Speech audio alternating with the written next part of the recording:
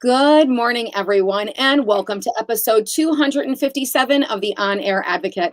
Where at the On Air Advocate, we look to provide education, support, and empowerment for all of those with different abilities, mental and medical illnesses, and their caregivers. For those of you that may not know me, my name is Tammy Flynn, and I am the host and producer of the On Air Advocate. And I am super excited if you are here this morning joining us, or whether you're catching this on the replay. Now, as always, if you think any of the content that we could be talking about today could be relevant for anyone in your network or your circle, please hit the share button and share the love with others. Well, if you guys have been following us here all February long, you know that we are in our Heart of It All series as we recognize American Heart Month. And today is our wrap up of that series. And in that wrap up, I am so excited to have these two wonderful ladies here with us today, Kim Christenson and Veloris Brooks from the American Heart Association. These ladies are volunteers and they are both heart attack survivors. Welcome, ladies. Thank you. Thank you. Well, I would like to start out with, because this is the first time you guys have been to the platform, just a little introduction just about yourselves. So, Kim, do we want to start with you? Sure, absolutely. I became a member of the American Heart Association as an ambassador just probably a year or two after my heart attack through a friend who was participating in the Heart Ball. And so it was an extraordinary honor to be asked to be a part and tell my story. So that's how I became associated with it. And I'm so pleased. And I have had the chance to be on television and do this sort of thing. So yeah, it's just been amazing to be able to tell my story, to be alive, to be able to tell the story is extraordinary. So that's my story. Veloris. yes, I am Pastor Veloris Brooks Mann. This year will be 10 years for me for being a heart attack and open heart surgery survivor. I have been with American Heart Association also for maybe about 5-6 years. I have been one of their spokesperson just because women really need to hear my story and the details of it, definitely because this is a secret silent killer. So I definitely want to educate women that way. So not only do I use this, my pastor platform to preach the gospel, but also health and wellness. And I'm also married to a IFBB pro bodybuilder and fitness trainer. So this is now my lifestyle. Wow. Perfect. Thank you, Veloris. Before we go into all the different ways that now we have added health and wellness to our life and more conscious of those things, I want to really dive into both of your stories. And I know a lot of people ask, especially when they're looking at younger women, like, oh my gosh, you had a heart attack? And how did that happen? Did you have signs? Did you have symptoms? And so, Veloris, do you want to start telling your story of kind of... Sure. How did it happen? So for at least for 4 months, because it was May that I actually got finally diagnosed. For 4 months, I just did not feel good at all. I just felt like I had the flu. Living in Wisconsin, it started in January, of course, so that's flu and cold season, stomach flu and all kinds of flu. I just had a nausea, kind of just blah, couldn't get my energy level up type feeling. And so I went to the emergency room to, get diagnosed with flu and get some medication, but they didn't find anything, but said that at that time my blood pressure was a little high, sent me home. The next month it didn't get any better. I'm kind of dragging, a little lethargic, and went to the hospital again. They was like, oh, your blood pressure is high, gave me some nitro, brought it down. Maybe you need to see a primary care doctor. So I saw a primary care doctor, got on some high blood pressure medication. Still next month, now we're in March, same thing. Now we're in April. I'm serious. Went to the emergency room one time each month. And I know for sure one time I went twice in a month, and they just kept saying, blood pressure is up. Yeah, it takes a little bit to get the medication right, things like that. You'll be fine, go home. It wasn't until May. I always say coffee saved my life. That's when Collectivo had just opened up on the east side, and I went and tried the coffee. And after I drank the coffee, I just was out of it. I could not speak. I could not, think. I couldn't do a lot of things. So I went to the hospital, and by then I was 210 over 109 for the blood pressure. And so then they were trying to bring it down with everything else, but God allowed it to keep going up. Like, no, you're not going to let her go this time until you see what's wrong with her. And so then they did the test, and I was 90% clogged in my arteries. And so the next morning I had to have triple bypass surgery. That was at age 40. I had just turned 40 that March, had surgery that May. So if you look at it, ladies, my heart didn't get that bad overnight. So we can start this story kind of like maybe at age 30 for heart disease. Yes. And were you extremely frustrated that you kept going to the hospital and they kept sending you home? Like, what else do I need to say? And at that time, because I'm assuming that before that you hadn't had that many experiences at the hospital, maybe Correct. you were on flyer every month. So as you got to May, did you feel like you became kind of a stronger advocate for yourself? Like, I'm not leaving until I have some answers? By May, it was, like you said, being very stern and also to praying at the same time, but being very stern because I, try to tell people, I said, listen, doctors have PhDs, but I have a PhD in me. I know when something is wrong. I know when something is not right. So therefore, I can stand on that to say, hey, this is not normal for me. And then, most people say, well, due to your age, they probably weren't looking at it. And I really don't like that with doctors. Don't base us upon age. Don't base us upon ethnicity. Don't base us upon any of those things. Look at the symptoms. Look at, listen to what we're saying and do your best possible testing that you can do for everything to find out. So, yes, I was getting frustrated, but I remained calm. And unfortunately, that's why, some people get really upset in the hospitals because we really feel like we're not being heard. Right. They say the squeaky wheel gets the oil. And it's so true in that setting. And so you went through the open heart surgery, you did all that. And what was your recovery time for that? My recovery, I stayed in the hospital for 7 days for that. And then after that, they released me to do rehabilitation because, of course, then you got to try to lose the weight. You got to exercise back. And I think I was in rehab for about 3 months. And again, that's, them teaching you how to diet, teaching you how to exercise, teaching you how to count calories, teaching you how to lose weight, but they could not teach me how to live again. So that took 2 years to be able to really wrap my mind around what just happened. You only get one heart. I can live without a lung. I can live without a kidney. I can live without a leg, but you can't live without your heart. And just to know that something that wrong is wrong with your heart and at any minute something can happen. It took a minute for me to learn how to live again. Yes. Wow. Like you said, starting at the age of 30, and we don't ever think about that, right? I mean, you were 40 and we think, oh, you're young, right? That those things Right. don't happen. And so this is so needed for people to hear. Can we transition into Kim? Can you tell us a little bit about your story? Yeah, absolutely. It was an absolutely beautiful September day.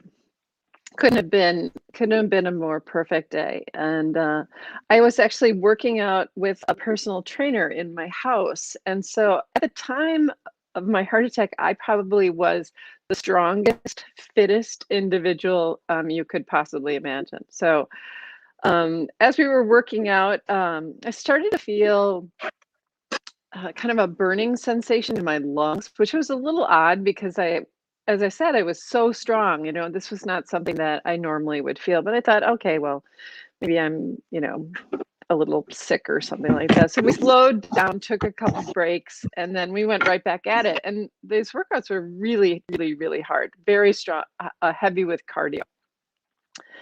And so my trainer left and I sat down on my living room floor, and then within a minute or two, it went from this strange sensation in my chest of kind of a burning feeling to literally feeling like I was being torn apart, like claws through my chest, down my arms. The pain in my neck and my jaw was extreme. I can't even describe it. It was outrageous. And so I thought, well, what is going on with me? This is, this is just incredible. But because it was so extreme, I finally grabbed my phone and I honestly looked at my phone. It was like, oh my gosh, I can't call 911. If you call 911 and there's not a problem, don't you get in trouble? Doesn't something terrible happen? But the pain overwhelmed me and I did make the phone call. The paramedics showed up. Hallelujah, my heroes. Anytime I see a fire truck, I, like, thanks a lot, guys. And they took me off to the hospital, and I got to the hospital. They plugged me in, and that's the first time my heart stopped while I was on the table in the ER. So my timing was excellent. And then from there, I was taken up to the catheterization lab where I had a stent put in. But during my time up there, my heart stopped 5 more times. So over the course of a couple hours, I died 6 times. So I am the luckiest person on the planet. And as I say, that day was perfect. And it really was, because everything came together to allow me to live. Amen. I am extraordinarily thankful for everybody that helped me, the ER people, the paramedics. I had some neighbors come over and hold my hand, and there's a wonderful policeman that also, took really good care of me. So I am beyond lucky. And Kim, I would imagine that most of your friends, family that you knew were pretty shocked, since you have this kind of fitness lifestyle already. You're doing these heavy workouts. Yeah. You had a heart attack? Right. So my issue was cholesterol, and I'd always had higher cholesterol, but not anything particularly exciting. So my physician and I remember having several conversations about this, where she would say, the algorithm for a person like you shows that your percentage chance of having heart disease or a heart attack is so small, like 3% or something like that. And so don't worry about it. So what I would say to people is, if you get that kind of information from your doctor, please don't accept it. In hindsight, I would have had a heart scan, or I would have visited with a cardiologist or something like that, just because at the time I was 55 years old. So that's plenty of time to clog up your arteries. And my heart attack came from 100% occlusion, or 100% clogged in the left anterior descending artery, which this type of heart attack they call the widowmaker. This thing just kills people. So I'm I don't know why I'm here, except I get a chance to do what I'm doing right now and tell people to take good care of themselves. Love yourself. Yes. And now, what I have done some reading about, does some of that high cholesterol, like, you say like your weight's good, you work out, you eat right, but some people just have a predisposition from genetics that give them this high cholesterol. What do either one of you know a little bit about that genetic makeup, that background, knowing your family history? I know we've talked about that being so important. Indeed. As to these episodes. In my family, unfortunately, I guess I'm the first, so there wasn't any family history of this. But as I did say, I did have conversations with my doctor, and I mean, we were both aware, but because she was sharing this idea that the chances are you're not going to be hurt, and coming from your doctor who you trust and who's an authority, you probably take that and just don't think about it again. But I think to people who are hearing that, they really ought to follow up, because you don't want to have the experience that I had. It was a gigantic trauma. Yes, and your recovery from that? What was that like? Mm. So I honestly believe that one of the reasons I survived is because I was in such good shape that my heart was able to tolerate that kind of trauma, as I'm saying. But I, like Veloris, went to cardiac rehab. Cardiac rehab is wonderful. They talk about food and they get you to exercise. But I was already doing all these things, so I'd say I essentially returned to normal, but I was also more cautious about what I put in my mouth. So I no longer drink. I just don't do anything that could compromise my body, because it is this extraordinary machine that we honestly have a privilege to walk around in every day. So self-care is really, really, really important. So Yeah. eat And well and exercise. yes, and Veloris, did you have any, like, looking back at family history, genetic predisposition to any of these types of things after having the episode? Have you learned anything since that point? Just like Kim, the doctor had mentioned, hey, your cholesterol is a little high. Okay, see you, without any further education as to what that meant or what that possibly could cause, what the numbers really look like, from the high end to what's to be normal, how to take care of that. I didn't get any education of that. And like I said, and I know I was in my 30s when the doctor had said that my cholesterol was high, but of course I don't, at that time I didn't know what that was. And family history, I'm just like her. There isn't any family history. And the doctor, when you're in cardiac rehab and things like that, and with your doctor, and they're getting the whole, what is your life like, and things like that. And the doctor came in to me. He said, stress was your heart attack. You know what I'm saying? Stress was your accelerant to the cholesterol that, the bad cholesterol you already had, and it just speeded it up, even faster, because I had a very, stressful life, stressful job, divorce, teenage boys, things like that, sick mom. So, it was a lot of things that I was dealing with. And so that's why I definitely speak to women about their stress level.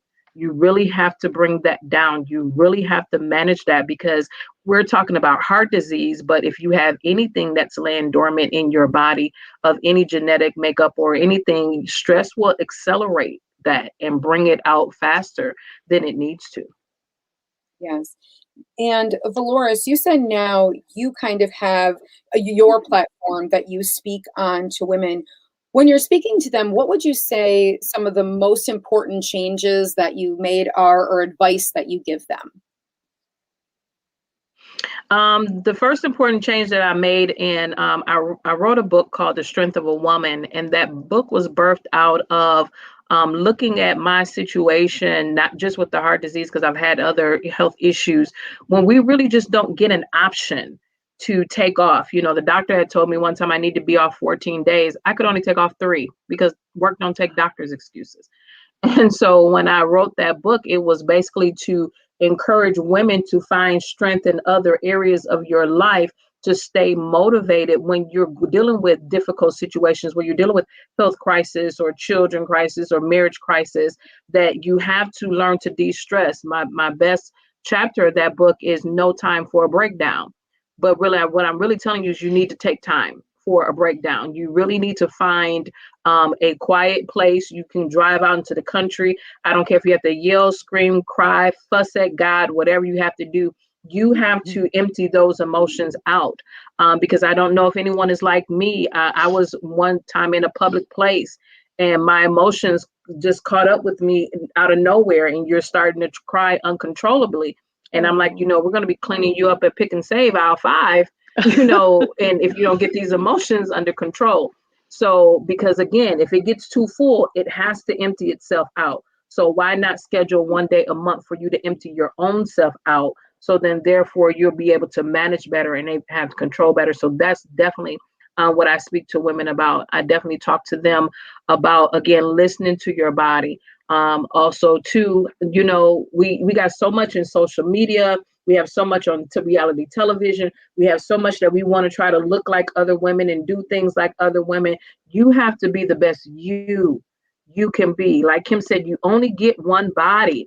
And if you're going to sit up there and try to chase after all this other stuff with that one chance that you have, you're going to put more damage and wear and tear on it at a young age than you need to. Yes, definitely. And in Veloris, the advocating aspect, I mean, because you did have some adversity with that, what are the new strategies, you know, as you speak to women that you tell them that they need to make sure of? Do you have any points like asking questions? Don't leave without an answer, those types of things? One thing that I do, and my sister always gets on me, she said, would you stop Google doctoring yourself? So it's a bad thing, but it's not a bad thing, because when I get my test results, I look up each and every one of those tests. What was that test for? What is the normal range of that test? What is the natural things that I can do to lower that number if that number is even close to borderline? Never think that, oh, well, you know, I'm only 2 points away and that's good. No, that can turn on you very quickly. Just like, you know, I don't know about Kim, but I'm on medication. So right now I have to always monitor my creatinine, you know, for my kidney function. And I'm always looking at that number. I'm always trying to do natural. Natural is what I'm definitely going to recommend. Yes, I'm on some medication to be able to assist me, but I do natural things. I have natural vitamins. I have natural herbs. We go to Whole Food store, you know, and buy, you know, as much natural as you can possibly afford in order to be able to help your body in those situations. So definitely, number one, look up those tests. Number two, ask the doctor. Number three, if you feel your doctor is not listening to you and you're not getting the results, you can go to another doctor. You're not betraying that doctor. Just like any other service that you get. If you don't like the service that you get, we're quick to go to a different restaurant. We're quick to go someplace else when we don't like the service, but we stay with this doctor faithfully, but you're not getting what you need. So definitely research. I started to look up, you know, I have my cardiologist, my PCP and all of them. I looked them up and I studied them. I read their bios. I read their background history. So I just don't do anything just, you know, by happenstance anymore. I know me and I know what I need. And so definitely take your own health in, you know, life. And then the last thing that I said, take time for yourself. Take time for that emotional breakdown. Talk to, you know, I'm sorry, I'm a pastor. You have to talk to God with everything that concerns you. If the dog is getting on your nerves, talk to him about the dog. I don't care what it is. You have to make sure that your emotional balance stay level, because again, you don't want to stress yourself out and accelerate and bring bad health on you sooner than you need to. Yes, and being a patient advocate myself, speaking to me, you need to know that you can hire and you can fire whatever doctors you want. And I know that we had the doctor on here from the American Heart Association came on, and she said, you know what, if your doctor isn't feeling they're listening to you, that you're getting questions answered, that they're hearing you have every right to go to another doctor. You know, don't feel stuck that way. But so much good advice, Veloris, so much good advice. Yeah. Kim, what are the strategies and things that since your episode have you implemented into your life, and would you suggest to others? Yeah, I love what Dolores said, and I believe in everything that she just shared. Mhm. I'm a yoga instructor, so I have for more than 20 years been taking time for myself every day. And I think that Dolores may have touched on this, but women, first and foremost, are individuals that are willing to give to others. So this is what we do. We take care of our families, and we take care of our friends, and we take care of our jobs and whatever it is. But we often neglect to take care of ourselves. Like, there's 24 hours in the day, and at the end of the day, there's no time for you. So this idea of taking part of and I would say every day, this is not something that should happen occasionally. This should be part of your daily routine, where you step out of your life and you take a moment to create a little bit of peace, sort of clarify what goes on in your head and calm things down. Stress, high blood pressure, all of those things are really toxic. even if you're eating really well and exercising all the time, a little bit of mental clarity can't hurt. So taking time to exercise, get outside, whatever gives you pleasure, honest to God, something that makes you laugh or what have you, so that you're not just sort of running like this machine, just giving to others and neglecting yourself. I think time for yourself is essential. Yes. And even would you say, even if that's 5 minutes, however you can find it. Indeed. It doesn't need to be much. It doesn't need to be much, but just as long as you begin to slow things down and even things out. And then you can go back into your day and you'll find that you're much more productive than you could possibly imagine, because you've just given yourself a chance to reset. Yes, definitely. And you're a yoga instructor. Is there any breathing exercises or a little series of something that you always say, you know, this is a quick way to kind of reprieve for that moment? There are very specific yoga breathing techniques that you can use, but honest to God, you don't need to be a yogi to breathe. This is something we all do pretty well. But I think that the thing to do is to just take a minute, maybe sit yourself down, find a quiet space. Honest to God, you do this for 30 seconds and you're going to feel better. But just taking a moment, breathing in and out through your nostrils, finding some depth in your breath. So if you suddenly pay attention to your breathing, you're likely to be breathing kind of in the upper part of the lung, very, very shallow breath. I want you to breathe all the way down into the depth of those lungs. Feel some of the kind of like a bellows, like opening and closing, expanding and contracting, inflating, deflating, and a few rounds of that. And honest to God, it's it brings you a little peace, and that's a great gift. Yes. Well, ladies, I so thank you for sharing even in this short period of time, so much wisdom with all of us today that you guys have learned along your journey. Before we log off for today, is there any last thoughts that you would like to leave the audience with? And we'll start with Pastor Veloris. Just piggybacking off of what Kim said, because I set my atmosphere in my home every day. If you come in my home right now, there are candles lit out there. There's meditation music playing, or there's a prayer playing. I set the atmosphere in my home every day. If anyone comes in my home, you're going to be up under the control of the atmosphere that I set. So that is very important. You control your surroundings. You control your atmosphere.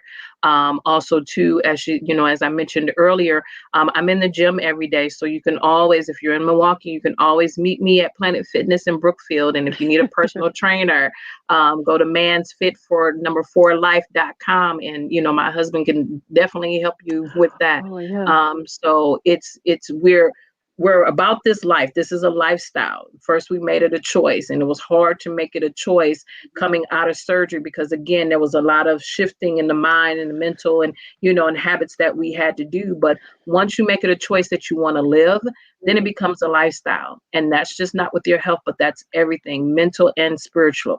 Make the choice first that you want to live and you want to be the best you, and then watch it becomes a lifestyle, and you will have no problems at all. I love it. And Kim? I would say, and I know this sounds perhaps a little selfish, but this is what I teach my children. I say, love yourself first. So when you love yourself first, it's sort of like, you're in the airplane, you put the mask on yourself first so you can take care of everybody around you. By putting yourself first, you put yourself in a better position to be healthy and live a long life. My second thing would be to be very cautious about hesitating to care for yourself. I think Veloris' story about going to the doctor over and over again, she was doing the right thing. It's just that they were not paying close attention. But I think self-advocacy is, it's a skill. It's not something that we necessarily are born with. So you have to learn how to say, I need help. When you're, like I said, with my heart attack, I did hesitate to call 911. If I had waited any longer, I wouldn't be here. So when in doubt, just go for it. Just put yourself first, and Yes. And I just think that is such great, extraordinary wisdom that we don't necessarily follow, and we ought to. Well, you ladies have left me with a lot of things that I'm going to do today. I definitely am not going to be going through any drive-throughs. No. Exercise today, which I do regularly, but it definitely puts it at the forefront, because sometimes, especially when it's women of younger age, we don't see it as us, because we see that older people have this, men have this, we don't have this. But when we see that, oh my gosh, it can happen at any age, it really is an awakening. So I hope that anybody who is watching today really listens to the wisdom of these ladies. And if you have other people within your circle, that you feel that this could be powerful for, please pass this on to them, because heart attacks and heart disease is still the #1 killer of men and women, correct? Yes, one in now it used to be 1 in 5 women have heart disease. Now it's down to 1 in 2. So really?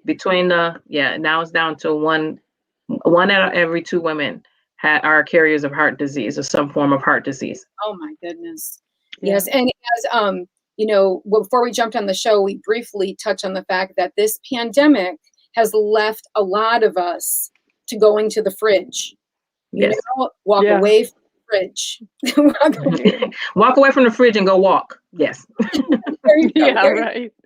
Well, thank you, ladies, so much. I would love, Kim and Veloris, if your tools, strategies, any helpful things like your book, your yoga breathing, fitness trainers, any of that, if you want to drop it below this live when we get off, so people have accessible tools to jump on right away if they so choose. So thank you, ladies, so much. And if you guys want to know more about the American Heart Association, is it AmericanHeart.org?